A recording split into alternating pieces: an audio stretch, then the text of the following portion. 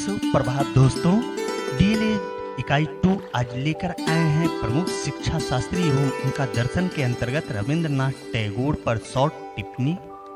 आइए देखते हैं।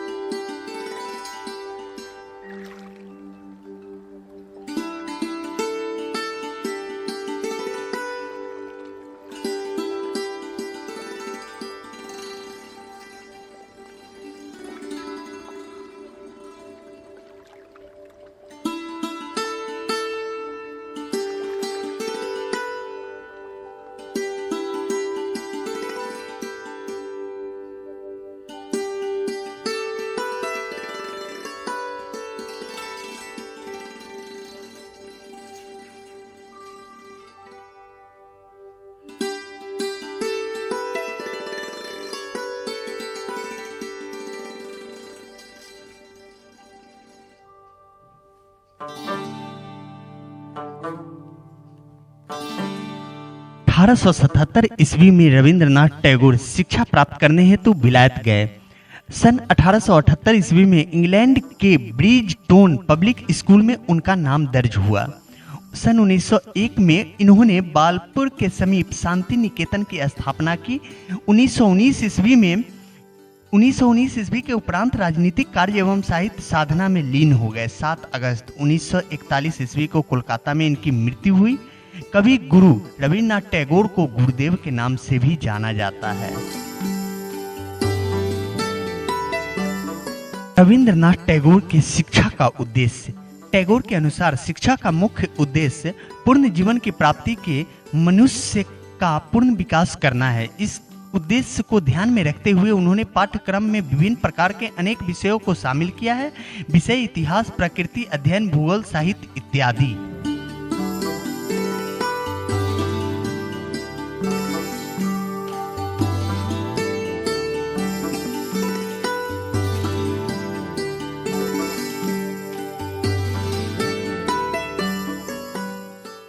रविंद्रनाथ टैगोर ने अपने समय की शिक्षा को दोषपूर्ण बताया तथा शिक्षा के व्यापक अर्थ पर बल दिया। उन्होंने शिक्षा के अर्थ को स्पष्ट करते हुए कहा कि सर्वोत्तम शिक्षा वह है जो हमें सूचना तथा ज्ञान ही प्रदान नहीं करती, वरन हमारे जीवन के विश्व के समस्त जीवों के साथ मेल उत्पन्न करती है।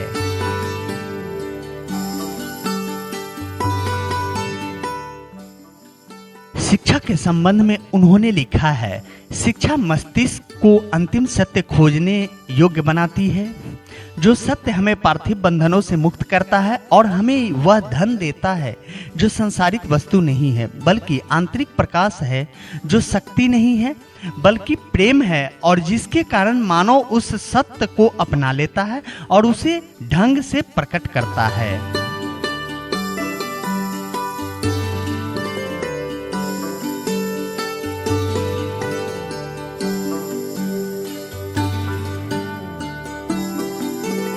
रविंद्रनाथ टैगोर के अनुसार शिक्षा के निम्नलिखित उद्देश्य है। पहला, शारीरिक विकास।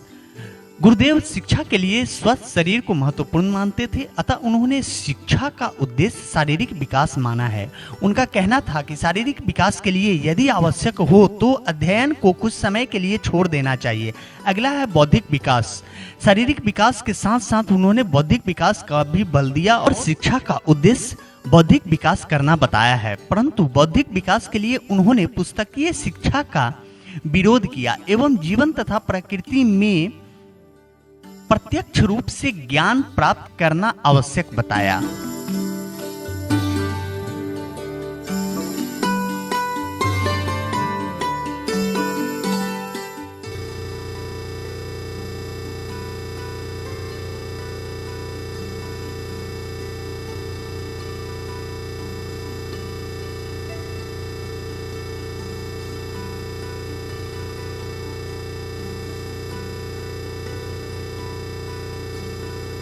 नैतिक व आध्यात्मिक विकास। टैगोर आदर्शवादी थे, इसलिए उन्होंने शिक्षा का उद्देश्य व्यक्ति के अंदर नैतिकता और आध्यात्मिक गुणों का विकास करना माना है।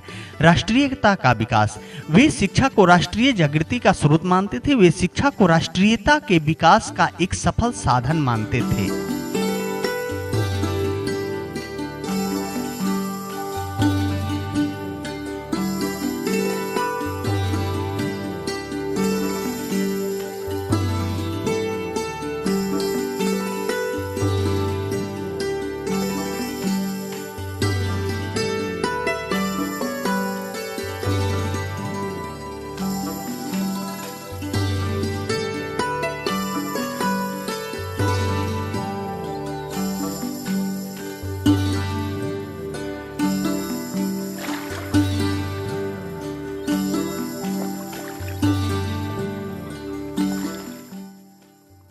राष्ट्रवाद की अवधारणा। रविंद्रनाथ टैगोर ने इसी आधार पर राष्ट्रवाद की आलोचना की है। उनके अनुसार राष्ट्र के विचार को जनता के स्वार्थ का ऐसा संगठित रूप माना है जिसमें मानवीयता तथा आत्मत्व लेस मात्र भी नहीं रह पाता। दुर्बल एवं असंगठित पड़ोसी राज्यों पर अधिकार प्राप्त करने का प्रयास यह राष्ट्रवाद का ही स्वाभाविक प्रतिफल है।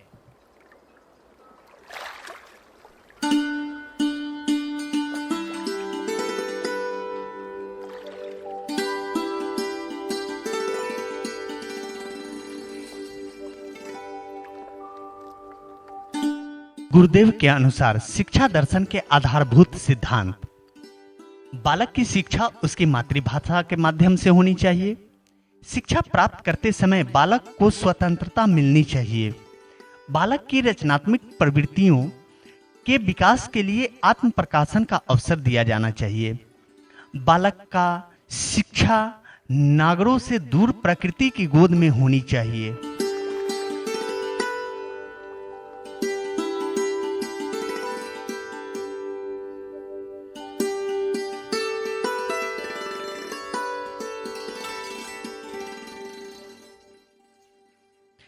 टैगोर की बहन जो उपन्यासकार बनी, क्या नाम था? ऑप्शन है कादम्बरी देवी, मृणालिनी देवी, स्वर्ण कुमारी, इनमें से कोई नहीं।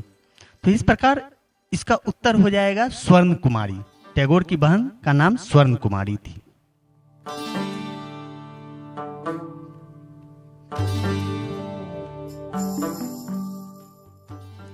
बंगाल का वार्ड किसे कहा जाता है? ऑप्शन है स्वामी विवेकानंद, रविंद्रनाथ टैगोर, सत्यजीत राय, सुकुमार रॉय। तो इस प्रकार इसका उत्तर हो जाएगा ख, रविंद्रनाथ टैगोर।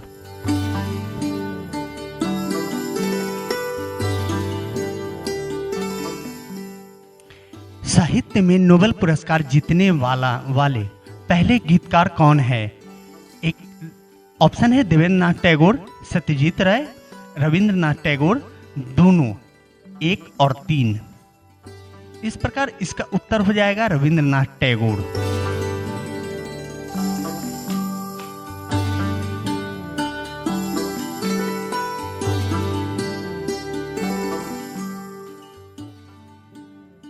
टैगोर का छद्म नाम क्या है? ऑप्शन है कालिदास, वीरसिंघा, भानु सिंह, इनमें से कोई नहीं। इसका उत्तर ग, भानु सिंह होगा। छद्म नाम रविन्द्रनाथ टैगोर का भानु सिंह है।